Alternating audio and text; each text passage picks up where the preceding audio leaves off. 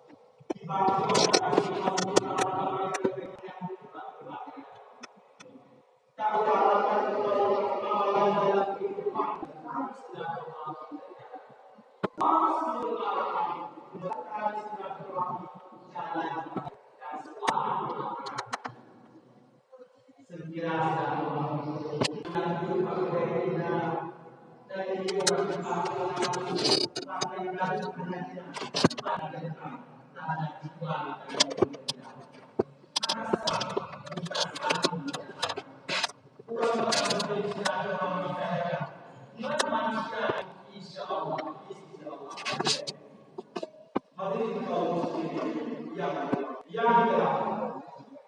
daripada tempat berada dalam kebahagiaan dan keselamatan sering